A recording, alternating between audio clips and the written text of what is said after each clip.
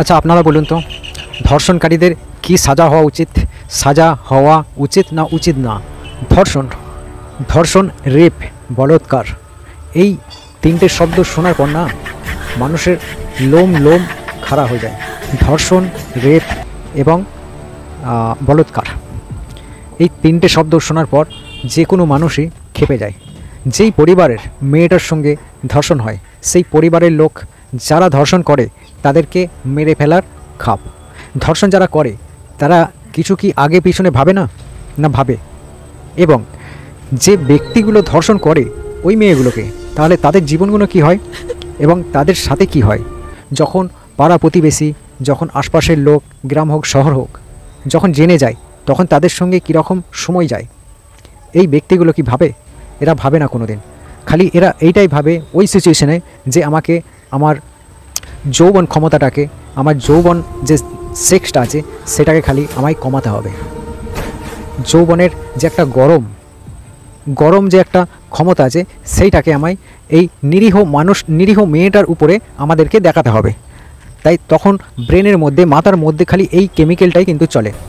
তো তারই আপনাদেরকে একটা ছোট্ট নমুনা দেখাবো যে ধর্ষণ করার পর তাদের সঙ্গে কি শাস্তি হয়েছে এবং তারা কি শাস্তি পেয়েছে, আর ওই পাশাপাশির যে সাধারণ জনতা আছে তারা কীরকম শাস্তি তাদেরকে দিয়েছে। তিনটে ব্যক্তি মিলে ধর্ষণ করেছে। তাও আমি বলে দিচ্ছি, এই কেসটা হচ্ছে বাংলাদেশের যে খুলনা জেলা আছে, সেই খুলনা জেলার এবং যে খুলনা জেলার যে আপনার নৈহাটি যে গ্রাম আছে, সেই নৈহাটি গ্রামের কিন্তু এই কেসটা, বাংলাদেশের নৈহাটি গ্রামের এটা কেস।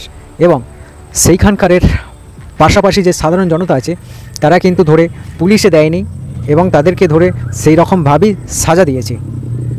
এইখানে কিন্তু যদি পুলিশ কেস হতো তাহলে এদেরকে বাঁচিয়ে নিত।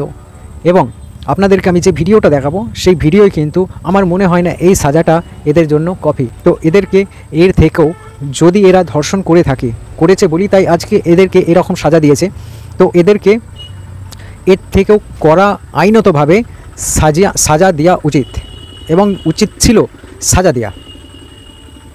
তো চলুন আপনারা ভিডিওটা দেখুন, আর তার সাথে সাথে এই ভিডিওটাকে কিন্তু শেয়ার করবেন। কারণ যাদের মনে এরকম ধরনের কেমিক্যাল লোচা চলে না, তারা খালি এই জিনিসগুলো কি ভাবে যে এই মেয়েটাকে, এই নারীটাকে দেখতে ভালো, একে যদি আমি একবার পেতাম, এরকম ধরনের মানে নেগেটিভ পয়েন্ট যে কোনো মানুষেরই মাথার মধ্যে ঘোরে, প্রায় সময় আপনারা দেখে থাকবেন। তো তাদের মতন মানুষদেরকে এই ভিডিওটা দেখা অবশ্যই প্রয়োজন। তো ভিডিওটাকে অবশ্যই শেয়ার করবেন, আর চলুন ভিডিওটা দেখুন।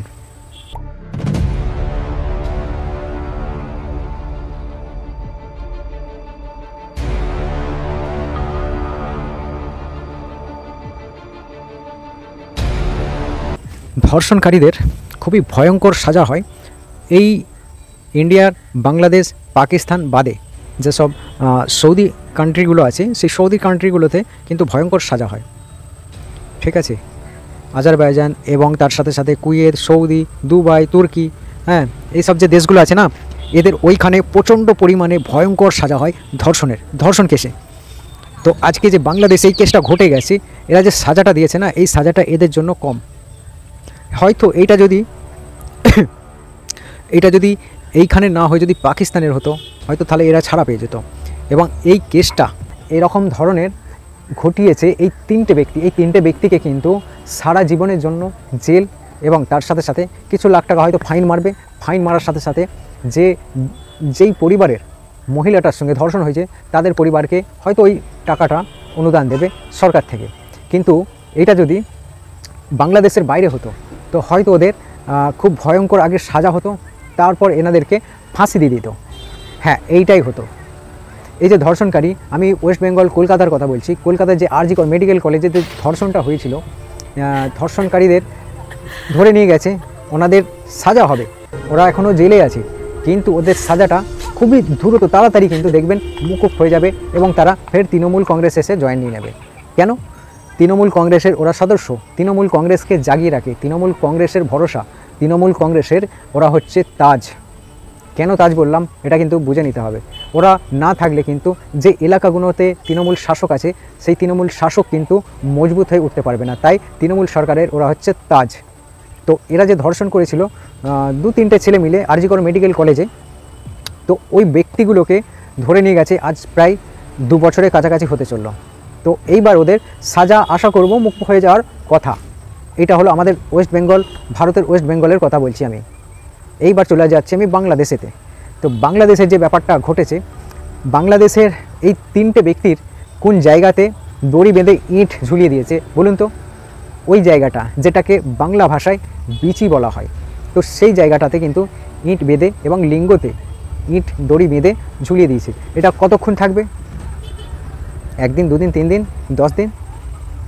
না, এইরকমভাবে সাজা দেওয়াটা উচিত না। এদেরকে সেই সাজাটা দিতে হবে ভয়ঙ্করভাবে, যেন এরা সারাটা জীবন মনে রাখে। এবং তার সাথে সাথে এদের আশপাশের এলাকার এবং আরও যেসব ব্যক্তিরা আছে, মানুষজন আছে, যারা এরকম ধরনের নেগেটিভ চিন্তাভাবনা মাথার মধ্যে রাখে, তাদের মাথা থেকে যেন এরকম ভূত চলে যায়। তো এদের এই সাজাটাও কিন্তু কম আছে, আমি বলবো আমার তরফ থেকে। তো এটা দেখলেন বাংলাদেশের নিউজ খুবই ভয়ঙ্করভাবে কিন্তু এদেরকে সাজাটা দিচ্ছে। তবুও আমার মতে বলে এই সাজাটাও হয়তো কম হচ্ছে এদের জন্য। আমি আরজি কর মেডিকেল কলেজে যে কেসটা আপনাদেরকে বললাম না, এইরকম 1 বছর বাদ কলকাতাতে ল কলেজে কিন্তু ফের ধর্ষণ হয়ে যায়। ল নিয়ে পড়া করছিল মেয়ে ছেলেটা, আর সেই মৌকাটা দেখে ওইখানকারেরই স্টুডেন্ট, তারাও কিন্তু তৃণমূলের কংগ্রেসের সঙ্গে জড়িত ছিল। সেই তৃণমূল কংগ্রেসের লোকই কিন্তু সেই ব্যক্তিগুলোকে ফের ওদের জেলে দিয়েছে, যাতে ফের এদের সাজা খুব তাড়াতাড়ি মুকুব হয়ে যায়। তো এই ল কলেজে 1 বছর বাদই ফের ধর্ষণ হয়েছিল আমাদের এই ওয়েস্ট বেঙ্গলে। তো যাই হোক, ভিডিওটা আজকে এই পর্যন্ত। ভিডিওটা যদি আপনাদেরকে ভালো লেগে থাকে তো চ্যানেলটাকে সাবস্ক্রাইব করবেন আর এই চ্যানেলের সাথে থাকবেন। ধন্যবাদ, ভালো থাকবেন।